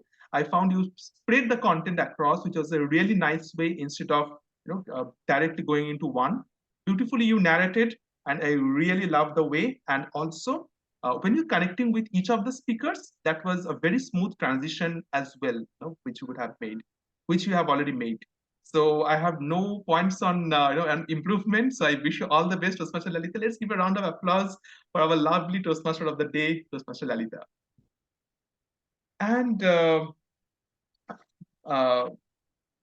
before I move on to Toastmaster Sumedha, so just an overall some of the key things as a speaker which we can do before we enter the meeting. One is we start the meeting 10 minutes early. By 10:50 we start this meeting. The only reason being that as a speaker, especially if you are a role taker, do come early, do your checks, because I see some speakers were struggling at the last moment, even when the meeting has started, and that gives a lot of distraction. So try not to do that. Try to utilize the 10 minutes time. And also, when the meeting is happening, in case you're switching on the camera, please do not, you should be sitting in front, because everyone is right. Giving their time and best effort to capture everybody's audience. So it'll be fantastic. Do not lie down on the bed, or do not be, anywhere. Just sit in front of the camera. Ideally with your camera switched on, because that gives a lot of engagement with everyone, because we want to know that how your facial expression is, how much engaged you are. That gives a lot of confidence as a speaker, and that gives a lot of encouragement as well in whatever roles we are taking. So that are the few things which I also very much observed, and I see a lot of engagement on that. And now coming back to our guest speaker, Toastmaster Sumedha. Toastmaster Sumedha, you said that you were new, but I don't see that anywhere that you were new. First of all, you come up with such a beautiful topic about the business storytelling, and I was wondering that what are the various secrets that you are going to pour in today? And that was a marvelous job, Toastmaster Sumedha. Few things which I really liked about you. One is your dressing sense, right? So I would like to take in some of the points which you followed, which you did not speak out, but I really observed, and which I want to take it up as a best practice, I would say, in order to engage, because you know that your as a speaking engagement, you are on the fourth in line. Like once the prepared speech is over, then you are over there. But what you did, and what I really liked one was you started engaging with the audience even before you come to the stage. So first of all, you wear very a nice dress. That was really an attractive one, because the nice way you groom oneself, and this happens with both male and female as well. The nice way we groom ourselves, and we place the camera in a certain way that immediately gives the click to everyone that, okay, who is he or she? That is the first take. Secondly, you also started engaging, with the audience. So when Toastmaster Lalita or the Sergeant at Arms or as presiding officer were asking questions, you were also ready to reply to that question. Now, whenever you are on the stage, every time people will notice you, and that will give you everyone that that engagement even before you come to the stage. So these are some of the things, key things. Even before you enter the stage, you already started engaging. And the same goes for the prepared speakers as well. So when the prepared speakers are on the stage, before they're coming on the stage, they should be ready. They should be putting up a nice smile, wear a nice smile, and dress appropriately, place the camera in certain ways so that people immediately know, okay, this is the someone who is going to be the speaker, and I'm really eager to know, even if I don't know, that person. So that non-verbal communication plays a big role over there. Secondly, when you started off with the presentation, you ask very interesting question and very simple question, that how many of you grow up with stories? Now, this is a question which everybody can relate. So everybody raised their hand. And that is a fantastic way of engaging almost like 99% of the audience. and then you start that why story, not a lecture. Now, everybody of us hate lecture like anything, but that was a brilliant way of putting it, because everybody says, yes, we love to hear stories, a lot of things coming up, which was actually right. And then the Bonvita story, like although nobody knew about Bonvita except one of the guests, but the way you put down the story as if I'm just watching a movie in front of me. It is coming like a picture in front of me. That was the way you put it up, and also the way you did it, like you ask that at the towards the end you are also having a engagement, like say you write down the problem, the impact, and the people you help. That was a really great job done. Just one thing which may have got missed out is at the beginning you said that this will be a 30 minutes an overall presentation. With 20 minutes you will be on the speech, then 5 minutes on the engagement, and then on the question answer. So I think we missed out on the question answer session because of the time thing, but overall it was absolutely fine. And thank you so much. Let's give a round of applause to Toastmaster Sumedha. This is a brilliant effort, and kudos to you, and I wish you come to our club again and again. We would love to see you on that. Thank you so much. And with that, I would like to pass on the baton to our Toastmaster of the day, Toastmaster Lalita. Thank you, General Evaluator Sankhya, for presenting a very detailed report. A big round of applause for General Evaluator Sankhya.